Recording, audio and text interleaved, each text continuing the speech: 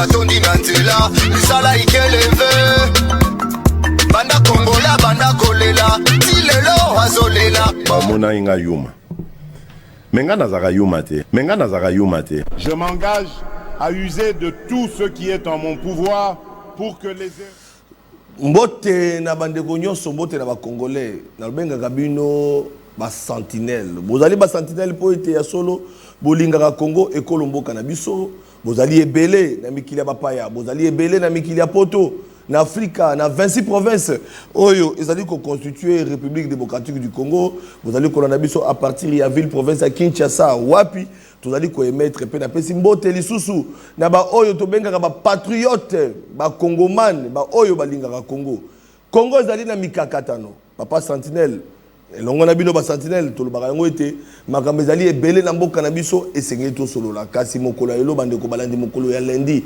ya lelo to lamuki mvula ekobeta toyebaka ete na ville province ya Kinshasa ba catastrophe ezalaka kaka ba catastrophe ezalaka soki mvula ebeti bokoyoka ete mapango bato ezindi bokoyoka ete insécurité kozala parce que mokolo ya mvula surtout na poko soki mvula ebeti kutu lisu na poko na butu bokuta ete ya solo bandeko ebele bakutana na mikakatano bana oyo tobengaka bakuluna oyo tobengaka ba oyo basimba machete baboya kotosa tolia baboti mokolo ya mvula ezala pe mokolo na bango oyo bango pe na ndenga bomesano na bango ya mabe babimaka na balabala kasi etumbo ya bango bayebi yango place on a ko saluer justice ya mboka na biso oyo ezui mokano na opération Ndobo ya ko kanga kabana wana nyoso ya mabe oyo ba profitera na ba mikolo ya mvula na ville province ya Kinshasa po basala ka ba yoma ya ko kataka bato maboko ya ko bomaka ya ko botolaka biloko ya bato police pe ko sa musana yango to landaki mwana mboka vice premier ministre intérieur mwana mboka Jacques Chabani oyo atalisaki ya solo pe apesaki mbela na baboti pe na ba oba kobatela bana wana baye bakaete ya solo lelo Kisasa esengeli ezala na kimia République démocratique du Congo na ba province esengeli na kimia na volet ya sécurité ya ba province tolandaki na briefing oyo salemaki bongo na mwana mboka Patrick Muyaya oyo alobaki ete esengeli na Congo to na changement de narratif esengeli to na changement de narratif ça veut dire que esengeli to na balangage ya sika balangage ya malamo. Chaque ministre dans le secteur naye esengeli aleka liboso ya bapanzi sango parce que esengeli boy ba été ba ministre belé bazaka ouvert na ba journaliste et puis ba ministre peut pas lo ba esengeli ba autorisation ya premier ministre alors occasion au biso bapanzi sango to kuta nango na ba journaliste plutôt na ba ministre moto na secteur naye ezalaka na zela ya briefing ya mwana mboka Patrick Mouya que nous saluons. C'est une occasion pour nous de dire encore une fois de plus en tout cas félicitations na ministre de l'information porte-parole au gouvernement Patrick Muyaya oyo akosala musala na yo eza komonana ya solo to ebaka ete kozala ministre de l'information porte-parole esengeli bugaka lokuta ata makambo kota mamala motel esengeli ka bugaka lokuta to mona ngo tango Kabila ba bazala ba porte-parole bazala ba ministre de l'information bwandaki kolanda bino moko mais lelo information ekomi penza kino okoyeba makambo zali koleka na mboka et puis patriotisme koti na kati ya information pour que ya solo wa congolais nyoso oza na opposition oza na majorité biso nyoso elongo to simba Congo et surtout na tango bitumba changement de narratif. Merci beaucoup na Patrick Mouya wa utongo na Genève bandeko balandi et c'est mo ba été conseil des droits de l'homme après rencontre na Genève wapi République démocratique du Congo qui représenté par notre ministre de l'information Patrick Mouya oyo atalisaki ba atrocité na est ndenge ba congolais ba kokufa on parle de 3000 hommes de 3000 morts bandeko balandi et ko ça la passe ministre de l'information Patrick Mouya ya tcheki na monoko te atalisaki défend conseil des droits de l'homme ONU à présent pour na kotalisa été Congo dans un problème et après rencontre wana et c'est ba été lelo ba résolution et monani parce que conseil des droits de l'homme ONU et c'est ba kita ba sala enquête ba yeba makambo wana na est zo le kanenge nini ba congolais ba kokufa ndenge nini et ko sale mandenge nini et puis lelo yo grâce à diplomatie ya mboka Rwanda azali motakala Rwanda ayebani ke yenda azali ko bundisa Congo et c'est ba bazali ba fort oyo bana mboka ba ko sala bandeko balandi na kati émission na biso bokozwa intervention mona mboka Patrick Mouya à partir à Genève wapi atalisaki mbela ya République démocratique du Congo Comme on a passé au Congolais, Bakokufa, dans la image de Moussou, c'est ça la mawa. Moi, na maman, maman, ça koufi. Moi, na kolela. Image au message, on a été image de Moussou. Mais pour la sensibilité à Batou, la routière en côté. Pour mon année, bana bakoufi, bana 3 ans, 4 ans, 5 ans, ba massacrer bango. Ba boti ba massacrer libota mobimba. Bande konanga to vana ville province à Kinshasa, des fois tu bima mozo de kana na STT. Tozo kango na sango. J'étais à Goma. J'ai assisté à l'enterrement de 200 corps, 200 morts ba congolais. Oh ba koufi na camp ba déplacé de guerre bande ko balandi. C'est-à-dire ba déplacé de guerre d'agression rwandaise. Ba bande ko na biso ba congolais. Oyo bakimi bitumba ezo bunda na este bakimi bitumba baye na Goma bandeko bayebi quand ba réfugié merveille toto tozalaki naye ba monaki ba déplacer de guerre ba congolais na mboka na biso mo ba déplacer ba ba réfugié bo monango wapi bandeko balandi bandeko bayebi na ba koma Goma bayebi place ba kamba déplacer de guerre. On a assisté na kaba 200 morts ba corps tokunda na sista. Maman Chantal Chambou n'a pas longo parce que le ministre des droits humains on a défendre toujours intérêt à droits humains à Congolais, droit na biso ba Congolais. Autre comme on a pas Maman Chantal Chambou, maître Chantal Chambou, on a dit ministre des droits humains. À l'occasion tu assistes qui parce que tu accompagnes qui, tu as parmi ba médias tu accompagnes qui ministre pour la commune en ndenge makambo zali ko le kabande ko balandi. Et pas plus tard encore on parle de 3000 bande ko balandi, ba déplacer des guerres population. Ba image on a atrocité et que ça la passe. En tout cas, tu souhaites ma condoléance à la Congolais parce que ceux qui étaient à Moussapi, ils savent que ça n'a pas la base que le beau comme ça la passe. Mais de conditions la est bako kufa la bagarre injuste parce que mboka moko elingi ezo kita na biso. Mboka moko oyo ba comme pays producteur oyo ba comme renommé, reconnu sur le plan international mais bazata na minerai mon côté. Rwanda. Bazata n'est loko mon côté. Mais les loyaux bazali reconnus mondialement comme un pays où bate karaba minéré. Où ba mindele ba okine kosomba. Où mon la complicité internationale bande ko balandi. La communauté internationale voulais-je dire. Et que ça passe. Et voilà, les loyaux s'est mis à nu le Rwanda qui na kindoki na kimoyibi na nyoso akoluka. Mais bon moni situation a dit que les kanamboka na biso bande ko balandi. Ministre porte-parole l'information, il y a média, mon ambo Kapatimo était à Genève. TV Radio te bande ko balandi. Yambona kota na dossier du jour parce que les autres beta batola ville à Kinshasa. Dès que ville à Kinshasa c'est comme salité. Dès que ville à Kinshasa c'est comme les lo tokoye bate. Kinshasa ko bonga tokoye bate. Mais nabi que mon ambo ka vice-gouverneur Edi Eli Molangi. Ba Kongomani ba un espoir Kinshasa bonga. Ba signo ezali, ba tuba komona. Mais le roi Kinshasa c'est la raison de ma famille le bangon de Kozule que je salue en passant. Pas si à Congo à Kinshasa c'est profond. Attaque babandi misala mais quelque part tu ressentir en côté parce que Kinshasa c'est dans ma famille. Voilà bande ko balandi to kenanga ma réalisation. To bandi dans l'élément il y a ministre de l'information patrimoine ya ou qui ko défendre l'intérêt à Congo na Genève. TV Radio Tetolanda. Monsieur le Président, Excellences, Mesdames et Messieurs les membres du Conseil des droits de l'homme, la République démocratique du Congo exprime sa profonde gratitude au Conseil pour la tenue de cette session spéciale soutenue par plus de 30 États membres et 22 États observateurs. Cette réunion répond à l'urgence de la situation actuelle et aux violations massives des droits de l'homme et atteintes qui frappent les populations du Nord et du Sud Kivu, résultant de l'agression des forces de défense rwandaises et de leurs supplétifs du M23 et de l'AFC. Les bombardements indiscriminés contre des camps des déplacés et des zones d'habitation civile ont exacerbé une crise humanitaire catastrophique. Ces attaques ont délibérément ciblé des populations vulnérables en violation flagrante de principes d'humanité, des distinctions, des précautions, des proportionnalités, d'interdictions de mots superflus et des souffrances inutiles. Les forces de défense rwandaises et leurs supplétifs ont transformé des zones des refuges comme des hôpitaux en cibles militaires, mettant en danger la vie des milliers d'innocents, parmi lesquels de nombreuses femmes et enfants. Dans la région de Goma, privée d'eau et d'électricité, Ces principes du droit international humanitaire ont été systématiquement violés.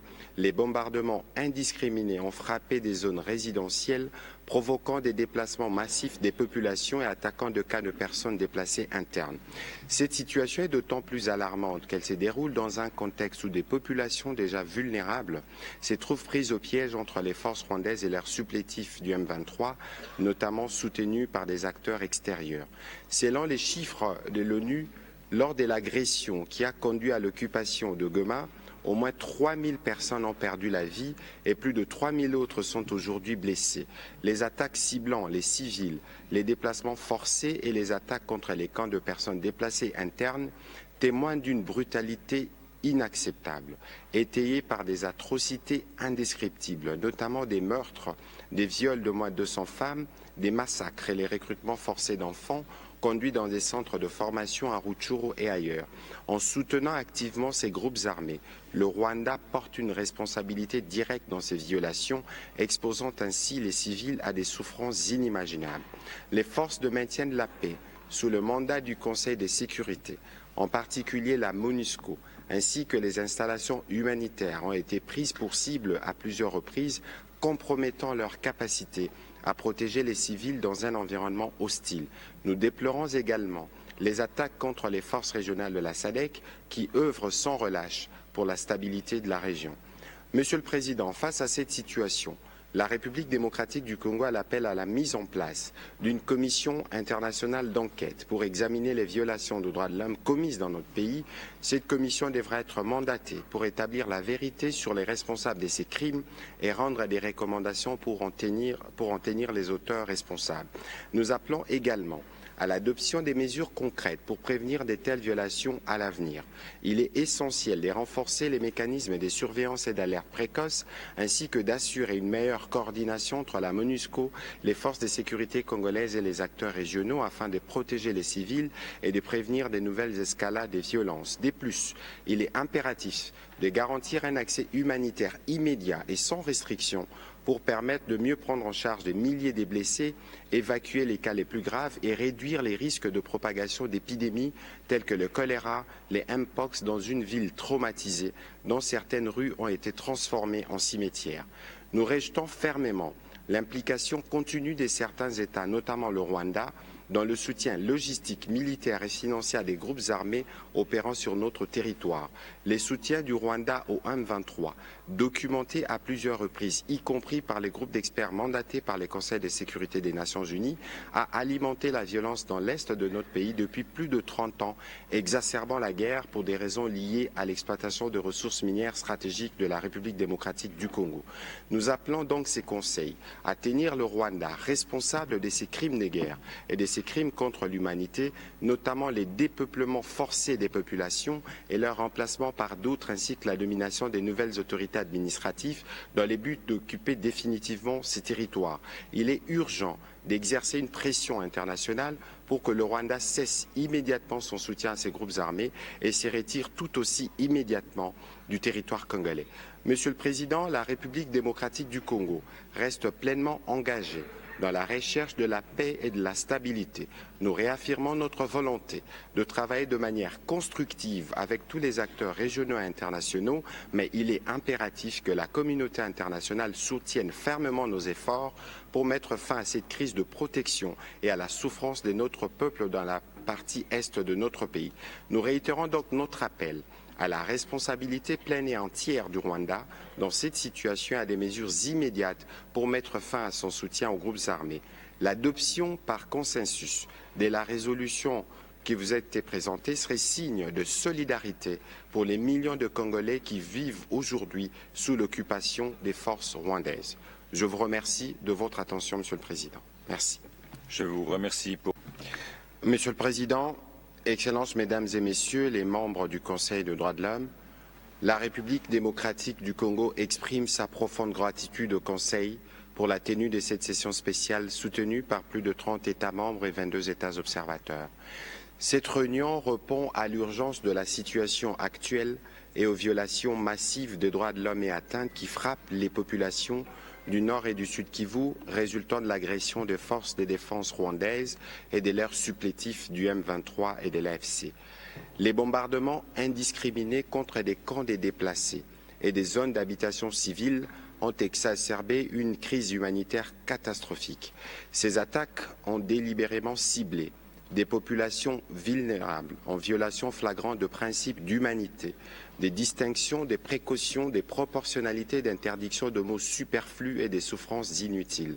Les forces de défense rwandaises et leurs supplétifs ont transformé des zones, des refuges comme des hôpitaux en cibles militaires, mettant en danger la vie des milliers d'innocents, parmi lesquels de nombreuses femmes et enfants.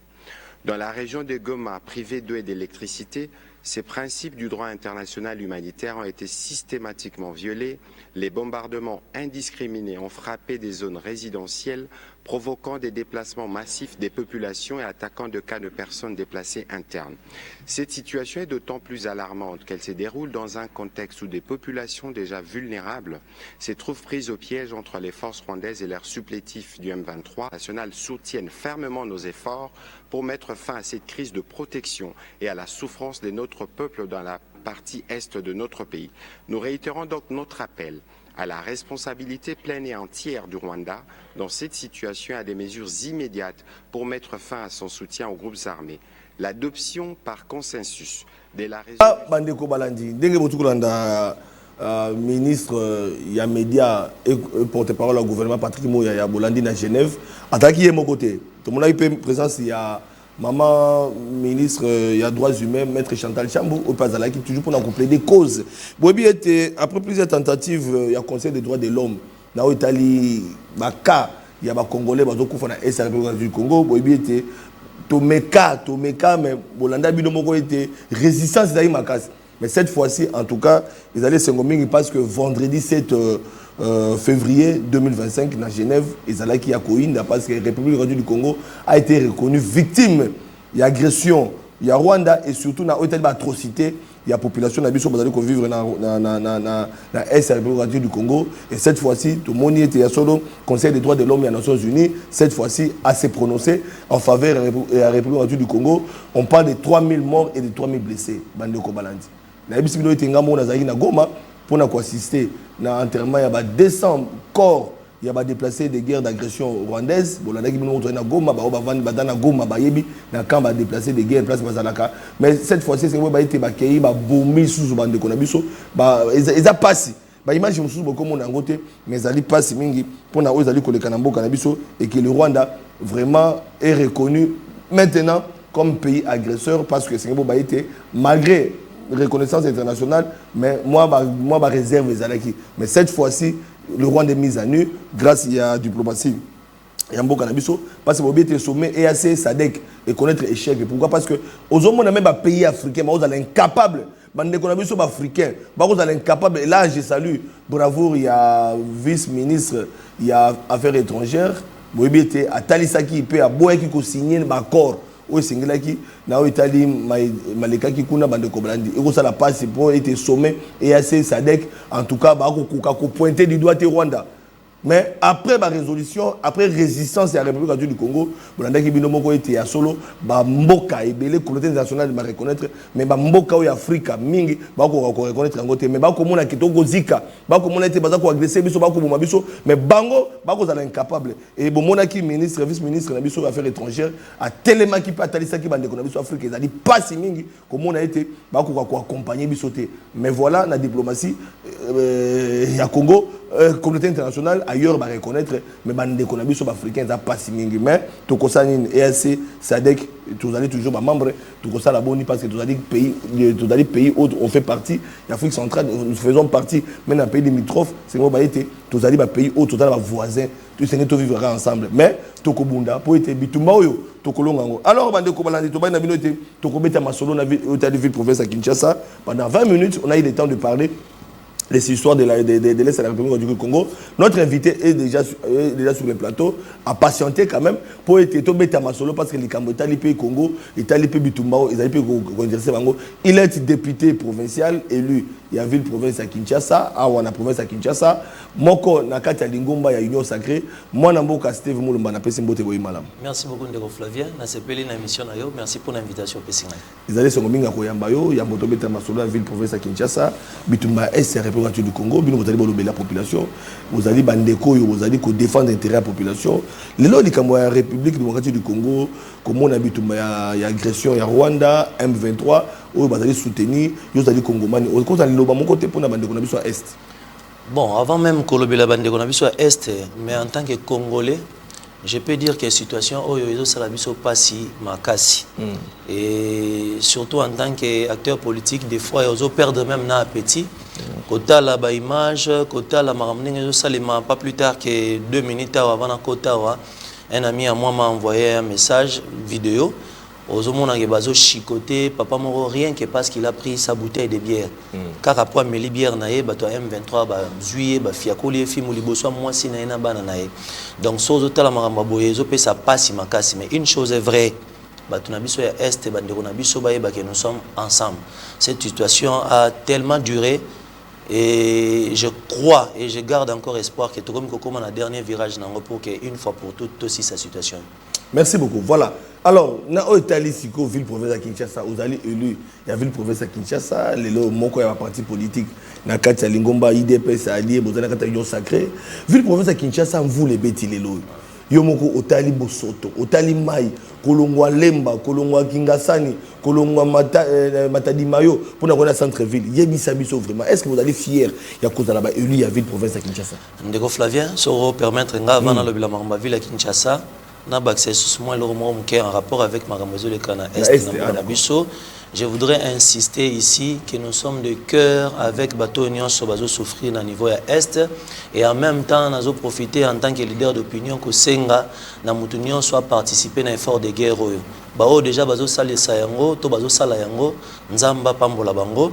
Je crois que bateau bazana la capacité à opesa mbongo te so zatana don de sang okoki kopesa oyo na moni na ba église bazo sala ba contribution to tinda ba mbongo to senga na ba politicien na ba moment ya boye tikana na ba aventure na yo politique mikoti sa poza likambo ya mboka oza la politicien ya opposition to ya majorité na minute to zo bela Congo to senga même na ba politicien na biso bazana kati ya gouvernement national ba lembate babima batsala musala moment yango nde ya kotalisa pourquoi bafutaka yo mbongo na secteur oyo zali oyeba kopesa le meilleur de toi-même pour que peuple na biso Congo na population na biso ya Kinshasa toyeba ko zala na même moral ne bakina balobaka pour na ko soutenir bandeko na biso ya Est en tout pour finir mutu na mutu ayeba ko tia maboko na ye na kati na pati oyo parce que c'est pour bientôt que bitumba oyo to conjuguer on a passé parce que 30 ans c'est trop.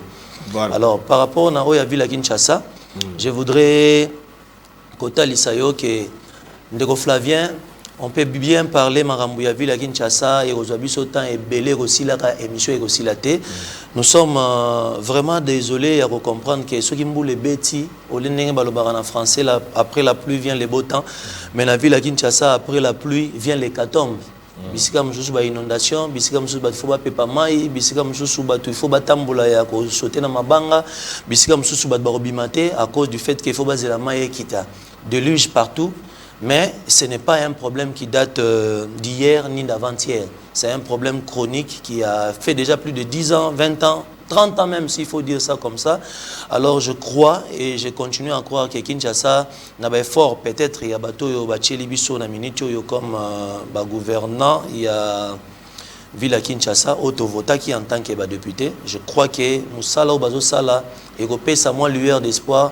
Mais ce qui est vrai, bah aussi ça union sur le Moroté. Mais bah bandit déjà. Tout le monde en l'élo, ndeti l'élo na parcourir Willeri, na santé que ma yeza nango, mais elle sous déluge n'engage la quitter parce que moi bah courage de Salema, nous louons les efforts Bazo Sala malgré qu'ils ont mouqué par rapport à Moussala ou Esengele Salema, mais je crois que Nzela ya 10 km, Batambola-Rango en marquant les pas, même 1, 2, 3, lobby na sûr que Misala ou Bazo Sale comme on a mis sur bateau. Ah, Misala au moins a mis sur bateau. En tout cas, pour ne pas dire que voilà, pour ne pas citer Bandeko Msuzibana au Congo, comme on a y a des Congolais, ou Bazo Lingamboka, mais Bazo Bunalibanda, Bako Pesa Makati. Moi, on a échangé avec Ndeko Flavien. Kinshasa Mboka Nabiso, Tolinga Yango Mingi. Mais tu as Namboka Papaya. na mboka bapaya okomona mibeko ekotosama ozomona roulage aza na nzela te okomona ke mutu akokumba mutuka ye moko ayebi ke awawa nakoroule na tel kilomètre à heure à tel point nakotelema ayo nakosala bona osala soko mekobuka mobeko automatiquement bazwi misolo au foutu pas qu'on a yo batino pe na capture na on a téléphone na yo na WhatsApp na yo au monde place au brûla qui feu na misolo no balongolo soki $300 balongolo $300 yo moko qui passe au kozongi nango soute mais na Kinshasa moi na mboko ozali député national député provincial c'est vrai ozali élu à ville province à Kinshasa makambo to mona na Congo olobe utikala mais to ko bunda mais bato ba ko gérer le boda na deuxième mandat na bino avec moi na mboko Afrique c'est Chilombo est-ce que ba kino ba na ka kolela 30 ans passés, tout ça qui n'a problème à balabala, 30 ans passés, tout ça qui n'a problème. Même Zando, Oyongo Bilansi, Azaba, Salah Moussala, tout le monde a Zando, on a te bako, bako, ilogé. Tout le monde dit, moi, n'a pas fait ce que tu l'as dit. Yé, moko, a qu'est-ce na presque à Savubu. Quand a vérifié, à Mona, à côté de la Kadama, il semblerait le bien à Bumba. Na yo pe les sous. Na yo moi na hidepes. Na yo moko sous pe les sous. Parce que j'ai dit ngo blesso yindoki. Mais le tozu moto azali mo santo mais qui ça c'est ko bongate est-ce que vous allez fierté na bino ba député ba eli na question na yo ba question ba réponse c'est belé ba question pesé belé na kati voilà malobe pas alors pesa ngata na meka ko expliquer moi OK d'abord bamboko uti ko tanga wana c'est vrai eza bamboka oyo maramozo tambola na molongo mais babandi bongote babandi pe lelote je crois que eza fruit ya ba effort rebellé lelo comme petit yo mo so kiti na mboka ngozo sentir que il faut na zonga mutu voilà ndenge ndeko na ngamo wa memenga dernièrement tozaki na nzela to kenalement na bi awawa so komia yo mo ko zonga mutu parce que le système est devenu déjà fort et puis le système en est oumeli déjà ça c'est un élément mais so ki toye na kati na Kinshasa il est vrai parce qu'avant même tout la population à Kinshasa, il faut condamner aussi l'autorité. Il est vrai que l'autorité à l'État est rediminuée makasi. Et j'exhorte tout le monde aux autorités, na parcelle à l'autorité à Zanango, à le meilleur de lui-même, à comprendre que être cadre est une charge et non pas un privilège. Ce qui to l'amour qui chaque jour na tongo tozo ba kifona ke no sala musala na ngai po mboko na Kinshasa zonga na mulongo. Je crois que les choses vont évoluer. Wane lo liboso. Yami balé na o état l'autorité, il est vrai aussi que effectif. Il y a bateau baza censé ko réguler même circulation, même ba comportement ya bateau ezaya muke. Tozo exhorter pourquoi pas le ministre Nabiso et intérieur et consort va procéder dans le recrutement et la police parce qu'effectivement ils ont un nombre de la population est belé au moment na quoi misu sous policiers azate et puis na ça na lo ba mingi na batu na kati na Kinshasa tout le monde a policier à la mungara 10h à la 16h. Qu'est-ce que je vais dire par là? Soro yena 17h 18h raison dire ba Carrefour ba tiki bino mutu na muta débrier. Et ça ce n'est pas intéressant. So ibako ça ta des rotations les ala bien et puis so muta na posa les gana mutu kana e beba. Sora bimi 6h à bimi 5h la kuta police na ne bandité. Alors ça c'est vraiment des problèmes chroniques où il faut toujours exhorter ba autorité na biso ba ko remédier dans situation wana et nous osons croire que bazape na mulimo ba patriote ndenge biso nyos tozo lobela awa. Mais il y a aussi un autre élément de Flavien on a linga ko insister na ngomingi notion ya civisme. Moni biso nyos tokenda ba classe mais tant que tozaki na ba école secondaire au mona mutu a repêcher na cours à civisme et lobele lo moté parce que il se dit bon, na salle ngani soit mais tu regardes prof na SM ou bien prof na civisme. Or c'était un cours trop important. D'ailleurs, ngana zala parmi bato babundara pour que ba matisango pondération pour que moi na comprendre que cours est trop important et rolanda yo na vie. Au moins ba cours to pesaka ba valeur lo ba cours ba mathématiques, ba cours ba chimie, ba biologie. Oui, eza maramba malamu. Mais est-ce que mutunyo ça la chimie lelo? Mais civisme ezolanda congolais nyonso na nzela. Ce qui tozo mona ba bavure nyonso na nzela, na ba conduite na biso et consort na ba comportement na biso ya roboka ba sachet et biloko na c'est parce que nous avons négligé ces notions là ya civisme na ba cours tozwaki. Aujourd'hui nous avons des médecins inciviques. Nous avons des politiciens inciviques, des députés inciviques, même des professeurs d'université inciviques. À cause du fait que toyekola ki malamute, toyekola ki ngopé bien te to négliger ki ngo. Ça c'est même une recommandation. Ce qui n'a mikolo goya ba romatisa cours wana pondération makasi. En fait que muta comprendre que au-delà ya mathématiques, au-delà ya chimie, ozana nos citoyens. Ce qui tozo mona comportement tozana ngolelo na nzela. Et à cause il y a un civisme. Otali na nzela, otali na ba makadam, otali même l'air bat bazo tonga. l'état kozalaka wana kaka te kaka po aye kozongiso na mulongo, mais yo moko so oza un bon citoyen, un bon congolais et un bon quinois, oza obligé au démontrer ba preuve via patriotisme, au démontrer ba preuve via Olinga ville na yo ya Kinshasa. Je crois que faut faciliter l'état tâche. Ça c'est vraiment ce que j'ai dit. Généralement nous ne facilitons pas la tâche à ceux qui nous dirigent. Prenez un exemple. J'étais à Lemba la fois passée, na sali curage, il y a terrasse. Oui, je crois que il y a calamité. Na sali curage, il y a Kamombutu, na terrasse wana mobimbato silisi yango. Mais qu'est-ce que la population avant Narawana Zoloba? Bon, bah qui aurait les biso, occasion pour toi yasani. Toi yaro boaka. Lobby l'herbe au boaka les sous et tondi. Tant que tonda. Tant on passe les oya, ils a passé directement à Daniel Bombate parce que Daniel Bomba vend la place wanate. Mais yo mutozo vanda wana, ils ont memelo malaria. En même temps, tant on ma yeroya yambula, ego tonda, moye le kezate, ego bimana makadam. Lobby l'herbe makadam ego bukana, moye batba le kezel soute. So otali lelo na population ya biso ya lemba na niveau ya sous-région. Tozonio comme pour na il y a des gens qui perdent même 40 minutes, 1 heure de temps pour na oleka na mabulwana. Bat baroko lobalelo, barofinga lelo, mais so otali cause nango, eza le fait que Bama inabiso oyo normalement censé koleka na baterrasse population etondisi yango na matiti, et ça c'est aussi un problème. Ce qui to bongisi notion civisme na kati na biso, voilà pourquoi tozo sensibiliser même na sens wana to komona ke makambo tozo sala même makambo yo l'état zo sala, même makambo yo bumba zo sala et robota mbuma, mais ce qui to sungi était Kinshasa yo ke jamais liboso wana nzango tangi bumba yeba ki otumoli ba téléspectateur na ngai belé. Nous sommes en direct, le premier numéro affiché, vous pouvez envoyer vos messages dans WhatsApp, nous allons lire, nous à travers toute la République, même la diaspora parce qu'on est suivi en direct. Vous pouvez nous écrire, nous sommes dans le bouquet Canal+, donc nous continue dans la question de Bino, la base était tout le temps à Yango, bande de sommes qui la protopé du bande à Congo, donc il répond à la question de Bino. Alors, question de Bosso. Bonjour Ndeko Flavien, Ezan Ndeko Joël, Nazali Moko Yabaï IDPS. Pour nani ba député na biso ya IDPS ba bengi saka Daniel Bombate na APK pour appeler sa compte rendu ya gestion topé ya bilan na yé. Deuxième question. Pour nani ba député provinciaux ba bengi saka exécutif provincial T pour na compte rendu. Exemple, situation ya embouteillage na façon ya ko conduire ya ba chauffeur. Okay. Voilà, Odali Molobeli ya bakino. Question liboso etali Daniel Bumba, nazo répondre à Ndeko Joël Boye. Normalement, il n'est pas là pour que tu bengues chaque jour. Mais il est là d'abord pour travailler. Maintenant, où est Ali Moussala? J'informe Nandeko Joël que ça fait 5 mois à Bandigo Sala. Quoi de plus normal, Toti que la haine en temps à Sala, si ma évalué, parce qu'il va évaluer à mon douté avant Banda Moussala. Il faut ça, non, Moussala, si ma évalué.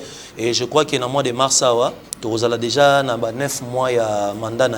Quoi de plus normal, tu vas évaluer. Tu vas évaluer quand il y a mon côté. Tu vas évaluer même le ministre. Maintenant, où est le problème? Il y a transport. Disons, où est le embouteillage? Il y a un problème complexe. C'est vrai, autorité, il y a l'État, il faut zonga makasi nanzela. Ngana yebisaka batu ernyon soke. Tozana ba richesse belé. Mais dans la richesse, nous sommes négligeablement mis à Kinshasa. Autre oui, qu'on capitalise ma casse. Et ça, c'est une infraction. Infraction, tondi tellement belé. Na Kinshasa, peut produire milliards de francs congolais. Je vais vous étonner. Lobby, batuti ngai na mutuka, na mutuka mususu ya 207 il y a un sens unique. Et puis pire encore. Et tout tinga melinge kima na sens unique. C'est pour vous dire que mon tuane wana se besoin de 300 000 francs congolais dans nzoto na ye. Lobby besoin sur 300 000 à ozonga mutu. Mais l'état zoti kangoka kezo kende boye ba infraction tonde belé, ça c'est vraiment une interpellation tout ça dans l'état que ozo raté mbonge belé. Policiers zo le lazo zo salaire té mais ba leader na bango soki ba tchema kamuna ndenga molongo et que mutunyo sa futa infraction na ye asali. Nansi mutunyo sa ozo mbongo et puis même ba policiers ba kokanga ba ozo quand même moi prime par rapport ya ndenge musala zo salema. Deuxième des choses, eza makambo etali peut-être ministre ya transport, c'est vrai. Autaro bongisa makambo etali ba tarif awa ya transport, mais tozo senga na ye asala so musala makasi koleka parce que population azana posa vraiment bazongisa na mulongo parce que au moni population azala rola ba troupeau ceux qui vont diriger bango te ba otamula ndenge balingi tozo senga na ministre ya transport boba miso en passant nazo saluer et que abima isusu un peu plus na terrain nga bandaki parce que toza na posa nango l'état esengela za nanzela. Mais la troisième des choses sur laquelle j'insiste le plus, c'est la mentalité na biso. Tout à fait. Biso moko, ba Congolais, biso moko, ba surtout ba Kinois. Ngana milobelara nyonso. Omoni soki notion ya courtoisie. Mutaye ko lengo na civisme te. D'ailleurs, il on a insisté yangwana. Et ça passe pour que mutu ya nengwana a comprendre que nanzela la route, elle parle. Mais généralement, tu comprends en côté.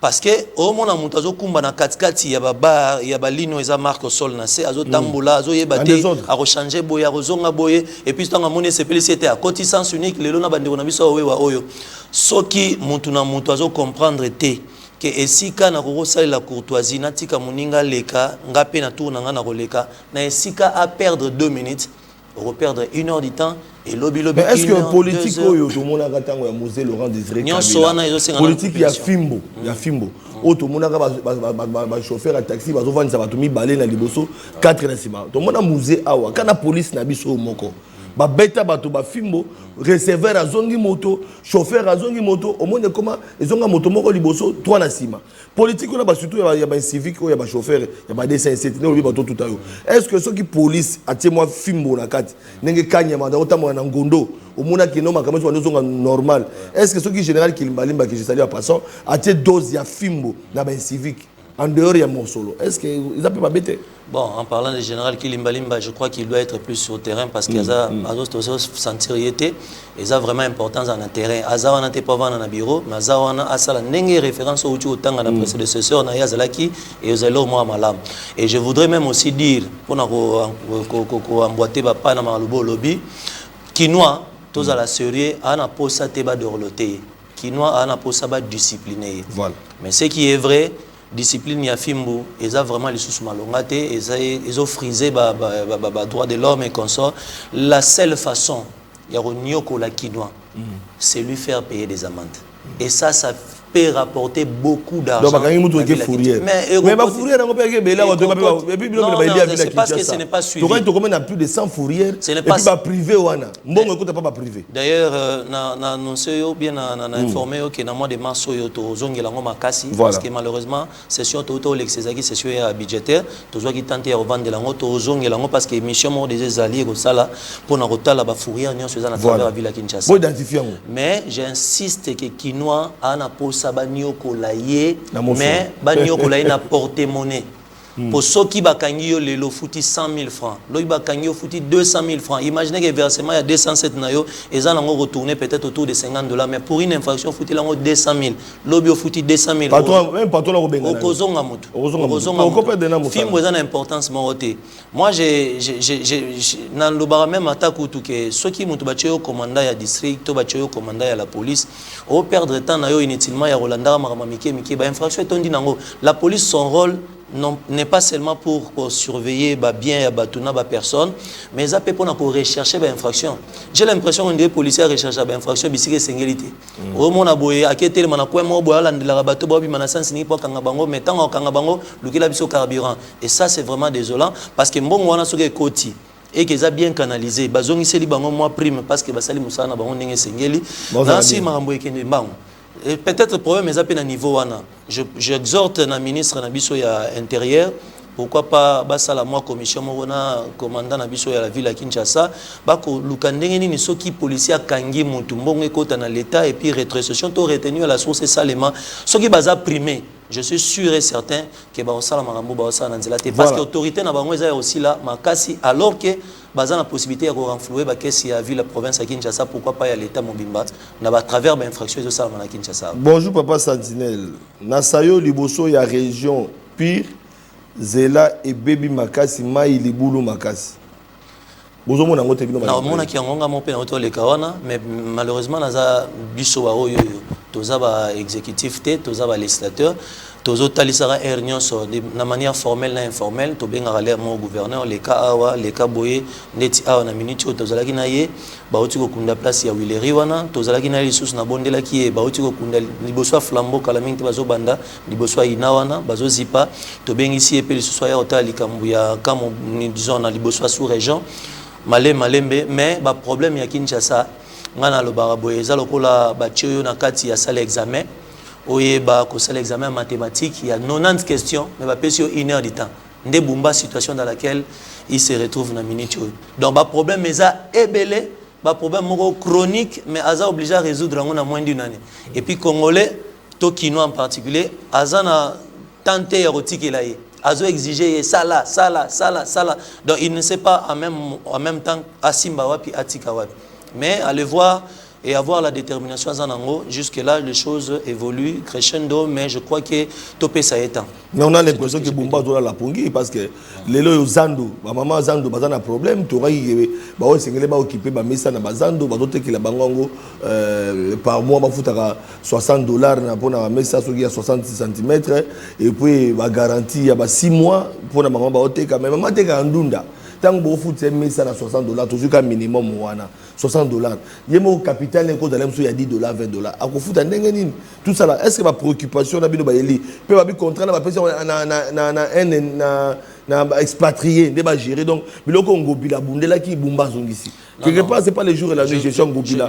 Il y a ngobila sauta gestion bumba est comme la nuit bumba c'était les jours. Je crois que c'est même le contraire. Oui. Parce que prédécesseur naie c'est qu'il y a eu des problèmes et jusque là ces problèmes là je crois dans côté la Bumbate il est venu trouver ça et je crois que tu peux exhorter d'ici session mars à Bunda pour que aille pour remonter un peu pente par rapport à la situation parce que tu faut pas zonga na zando mais situation n'est pas été à kuti yango ya rokuta et non seulement kuti yango ya rokuta et je pense que na mikolo ezagoya zando balaka biso je crois que peut-être d'ici mars avril tu vas occuper ba régler ba marche ba oui voilà honorable tout cas 5 minutes tout le monde a babilili vous mettez que jamais bilili zana encore expliquer biso babilili tout le monde parce que c'est que le bela musala ozo sala en tant qu'élu à ville province à Kinshasa tout le monde a bilili normalement ce qui te rôle ba moi maloba moké par rapport na yango eza ko tel ça tout simplement que nazolingana aider population na biso ya Lemba en particulier mais à Kinshasa mobimba de voilà pour na tel ça. Ah, tous en bypass côté sous-région, non pas sous-région, tous à côté à Kiyimbi. Dans zone ngana tali sabatu ke bopeto to assainissement ya ville à Kinshasa, ils ont problème ya Daniel Bumbate.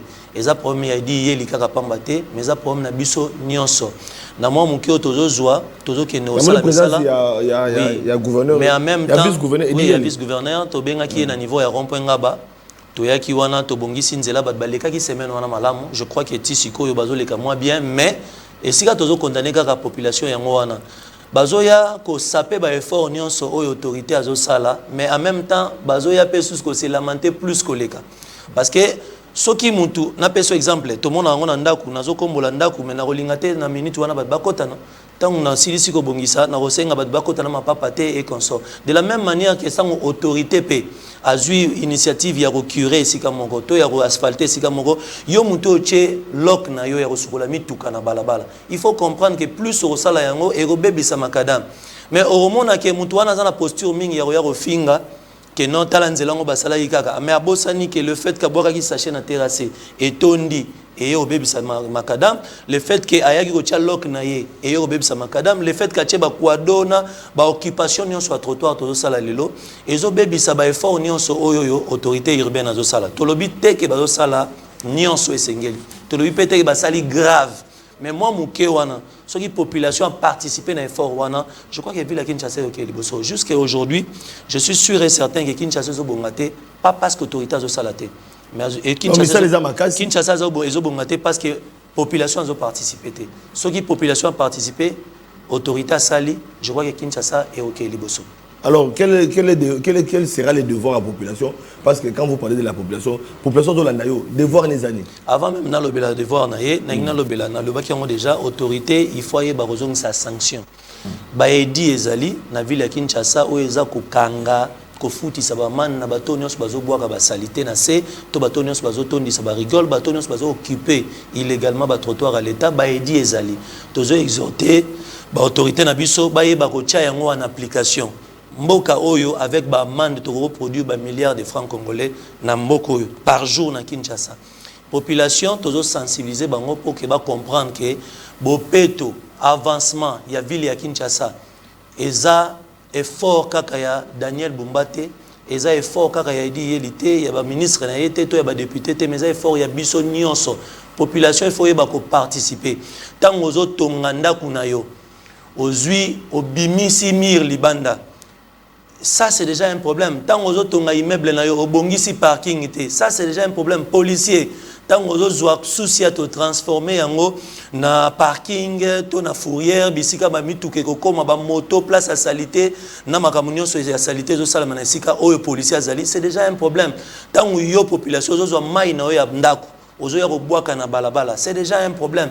Tant où yo population, zo comprendre que ce qui na meli mai na ngai. Et qui n'a bois qui moulangi, les lots, après 10 jours, ils ont comme 10 milangi, tous à 1 million, 10 milangi fois 10, et ça, 10 millions de milangi na balabala, on finga ba autorité, mais on comprend que base, to cause, il y a salité, et ça, il y a contribuer. Donc, bisopé, population, il faut contribuer. Voilà. Il y a l'État et mon anamis. Peut-être dernière question, les téléspectatrices ont signé Maman Nana Lukeba, à Angola. Alobi boy motuna nanga eza boy nga na vandi mingi na Luanda na Angola. Angola eza ko se développer makasi. Roulage à Longwakate na nzela. Ya Tongo bazali, ya Midi bazali, ya Butu bazali, a toujours voyager au coup de roulage, bazo ça la rotation. Donc na Butu na Tongo ça dit 24 ba roulage bazali. Pour na ko sala misala. Mais pour na Congo na biso ba roulage comme autant ko soulever ngo un moment donné ko bimba okutu ba roulage ba raté. Ba ki na bango pause, ba ki ko pema ba biso ba si ba lembi na bango. Alors embouteillage ko banda 23h roulage ya zati. Je crois que maloba oyo to question oyo ndeko na biso le général bo abenga commissaire divisionnaire adjoint Kilimbalimba Royoka yango a comprendre que police na biso ezana posa kakate ya kosala musala de 10h 16h ba créer rotation na proposer qui on peut déjà ou même sous ba na 6h ba ceux qui na 14h ba 14h ba qui na 23h mais ce qui est étonnant au moment kaka na bon moment oyo ezala ba moment ya moment chaud oyo to ba heure de pointe des moments où ta police azate na nzela c'est vrai bisika msu bazali c'est vrai que effectif ya police eza moké mais ba o bazawana batikala na terrain pour que ville à Kinshasa, ça n'est de trop, autorité à l'État, surtout présence policière, et ça vraiment, si pas faible, quasiment absente. Mais on a eu sécurité à ville à Kinshasa, il y a un briefing avec le ministre de l'Information, Patrick Mouyaya, qui vice-premier ministre, ministre de l'Intérieur, Jacques Chabani, cette question a été posée. Nous avons eu phénomène Koulouna, nous avons eu Molobeli, Abaïmoka, na Lemba, na Matete, na Lobite, na Kingaboa, partout. Tout le monde a phénomène Koulouna. Est-ce que le loyo, depuis Babandiko Kangaba Koulouna, depuis peine de mort et zongi, depuis tout le monde, Bagomo Kene na Bango, na travaux forcés, et pas John Kabouik, général John Kabouik, est-ce que le changement de la ville de province à Kinshasa n'est pas Koulouna? Pour moi, Koulouna est un complexe, ce qui est bon, mais ce qu'il faut répondre à moi, mon poussé, phénomène yo nazo talisa yango na moment ya ministre intérieur o azalaki avant o azasikoyo au moment que ministre intérieur wana a diminué ça qui phénomène wana trop sensiblement. Mais moi, l'énergie, que côté après, et aussi le phénomène, on est zongi, mais on condamné ou à diriger actuellement Kakate, mais Bissonion, il faut contribuer dans le phénomène. On était à Kingasani, to kuti ba information selon lesquelles que ba maman ba comme si la même naba na bango kisi. Pour ceux qui ba kangi mwana na ye, tant kaka ba solisa commanda la pongi et puis abimisa mwana na ye facilement. Biloko nengwana ezosala ke même ata police abundi pour éradiquer phénomène oyo mais ceux qui population a contribué te ezape moi passe ezana ba quartier mususu bat bayebi ke kuluna oyo azalaka awa mwana avandaka awa mais ceux baye rotuna azobanga ke lobi soka bimi aroya ozongela bango population faut dénoncer police et les maté au sala musana nango et continuer au sala musana nango mais je crois que moi faiblesse pe kotimo makasi na marambango yango esali ke monter nango pe ko maman makasi tozo exhorter ministre et intérieur actuel ayeba kozala un peu plus présent na terrain à ça la dissuasion atiki la musala okaka collègue na été oyo Constant Mutamba comme voler vedette na marambango so et ça nous déplorons parce que justice ezali mais intérieur ndé mutaza bras coercitif il y a l'état pour na marambo etali phénomène. Voilà, mon lobby la ville pour mettre à Kinshasa, tu connais pratiquement dans ce émission de Bisso d'Otikali, dans le ministre de Soumingité. tolobeli likambotali ville province à Kinshasa, tolobeli likambotali insécurité na est, apport ya gouvernement na biso na bitumbezali koleka, question moko éthique à la peut-être ya population. Autant que le likambotali ba caisse oyo bande ko sengeli ba contribuer na moko pour na kosunga effort de guerre na ba politicien na biso, mais likambotali ba détournement na ba o baza ba membre ba institution. Tout à l'heure, comme on a IGF, Azali Kobunda, pour la mission à l'État, que les Congolais contribuer, cotiser. Mais qu'est-ce qui prouve que Missoula n'est au Kende? Et comme on a destination, aussi longtemps, il était Moï politique, Azali expert na Kimoïbi, au monde a na cravate, le ministre na cravate, mais Bango ne bateau de Boussoa Koïba, Binomo va député pour Beng Sabango, pour Bossami Sabango, du Boussoa na Binokuna. Alors, question, on a un Italiskoyo. Sécurité, population, condiment, mission de Koya, Badon Koya. Mais si vous dites nous, mon comment, aussi le politicien, Azam Ouibi. Moi, en fait, en tant que responsable, nous avons affirmé Ndengo Lobi Wanate parce que Kolobaka gratuitement comme ça, politicien congolais, Aza Moïbi, Aza Lokola. Ma dossier belé tout donc ba détournement en fond. De ma part. Ba détournement des fonds. Tout le monde a un procès 100 jours. On a détourné. Ce qui est vrai. Voilà. Ce qui est vrai parmi les politiciens congolais. Il y a des problèmes sérieux. On va encore dans les détails, mais ce qui est vrai parmi les politiciens, il y a certains qui se vertuent dans le détournement, dans le vol, mais on ne peut pas transmettre ou bien que transposer dans les politiciens. Jusqu'aujourd'hui, je crois qu'il y a encore des politiciens qui sont intégrés et je pense que et logo ça la contribution sur le pays ça mais pour contribuer à l'effort de guerre quoi de plus normal que Moutou Aza vraiment congolais Aza une notion et patriotisme à comprendre qu'il faut canaliser pour na bande connexion bazana est pour na basudan na biso bunda. Donc ça c'est vraiment important koko na détail ya Moyibi et consort je ne pense pas qu'il y a une situation ya boye bako ko salela yango alors peut-être ce qu'il faut que loba moma loba ya suka pour na yango nazo senga na ba population sur Kinshasa chacun en ce qui les concerne a contribué à l'effort il y a effort de guerre na niveau oyo ya kokeli eza na 100 francs na 200 francs na makila na makanisi to lemba ba Congolais diaspora ba Congolais pe diaspora bisika bazali ba lembate na niveau ya ba lobby o bazo sala wana ba sala yango ba continuer et puis na ba dona bango ba tindika yango na ba voie moko légal pour que et comme la bande na biso ya est na insister lisusu pour na kosukisa ndeko Flavien Kinshasa ekobonga mais nazo insister que ekobonga kaka na ba effort ya Daniel Bombate et que bon on fort il y a dit élité et que bon on fort il y a batou nyonso maman moya te kaka il faut contribuer na kobonga ya Kinshasa mwana ya Shayer mwana oyo azo tambusa biloko na nzela il faut contribuer na effort na yango ba taximen na ba motocycliste il faut bo contribuer na effort ya kobonga ya Kinshasa soki biso no soto conjuguer ba effort na niveau yo zaleli Kinshasa ekobonga mais soki tozo tika kaka charge wana na bato bazo kamba biso Kinshasa ekobonga soki mokete. Merci beaucoup, un grand merci pe na ba téléspectateurs aminene au balanda biso na biso libanda ya Congo ba Congolais diaspora na zomona Eric Kavana qui nous suit à partir à boutique Kavana tozana Dubaï na bozanité président Charlie oyo boyebi était agence Mama Chimène oyo asala composition conteneur. Merci beaucoup na Charlie parce que à partir de Dubaï vous allez kolanda biso un grand merci pe na bande ko nyonso azuli bakoko kolanda biso na bosalité Edi Eli Molangi vice gouverneur to banzi était ya solo okotia molende était équipe na yo olonga etumbo ya nzunga ma famille parce que Kinshasa ezana ba problème ebele oyo bakino bazako zela solution. Merci beaucoup na bino badoko balandi biso. Merci aussi na Gentine Gobila qui est déjà de retour na Mboka et c'est Gentine Gobila ex-gouverneur est déjà de retour dans la ville province à Kinshasa après un long séjour dans Mikila Poto. Bon séjour. Merci beaucoup. Et puis, dans le cas de la coopération, Boyebi était un confrère, a perdu sa vie. Boyebi était Apo Ipan. Apo Ipan, c'est un journaliste. C'était un journaliste. C'était la réalisation JC parce qu'il s'agit de notre confrère. Apo n'est plus avec nous. Si on peut voir sa photo, Apo a quitté déjà, il a tiré sa révérence. Mais pour nous étaler programme Yabobsek, la base était dans Mikolo et Goya.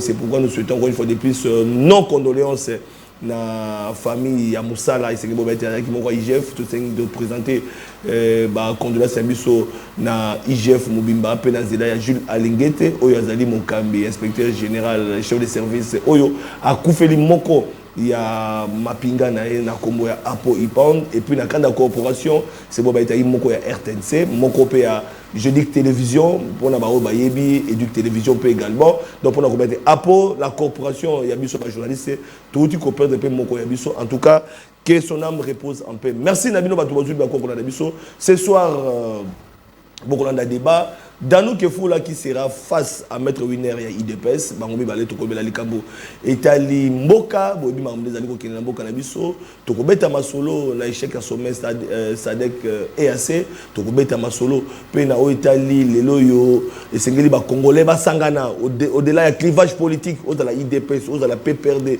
aux la Nabi parti politique, c'est tout Sangana, Pona, Kobundi Samunguna, Tokobeta Masolo, ce que c'est possible. Rendez-vous ce soir et demain à 11h. D'ici là, portez-vous bien. Excellent sur des programmes sur PES TV. Ndenge Bomesana Kolanda Biso, Maton Domingue.